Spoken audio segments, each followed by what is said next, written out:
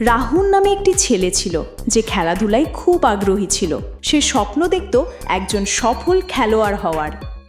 শুরুতে যখন সে অনুশীলন শুরু করে তখন তাকে অনেকবার ব্যর্থতার সম্মুখীন হতে হয়। প্রতিটি ব্যর্থতা তাকে হতাশ করলেও সে কখনো হাল ছাড়েনি। রাহুলের মনে দৃঢ় সংকল্প ছিল যে সে তার লক্ষ্যে পৌঁছাবেই। প্রতিদিন সকালে সে ঘুম থেকে উঠে মাঠে যেত এবং কঠোর অনুশীলন করত। রোদ, বৃষ্টি বা শীত কোনো কিছুই তাকে তার লক্ষ্য থেকে বিচ্যুত করতে পারেনি। তার কোচ এবং সতীর্থরা তার এই একাগ্রতা দেখে মুগ্ধ হতো। মাসের পর মাস ধরে সে তার দুর্বলতাগুলো চিহ্নিত করে সেগুলোর ওপর কাজ করেছে। ধীরে ধীরে তার খেলার মান উন্নত হতে শুরু করে।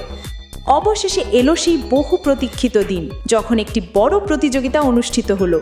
রাহুল তার সেরাটা দেওয়ার জন্য প্রস্তুত ছিল। প্রতিযোগিতার প্রতিটি পর্যায়ে সে অসাধারণ পারফরমেন্স দেখায় এবং শেষ পর্যন্ত সে প্রথম স্থান অধিকার করে। তার এই সাফল্যে সবাই বিস্মিত হয় এবং তার কঠোর পরিশ্রম ও অধ্যবসায়ের জন্য তাকে প্রশংসা করে।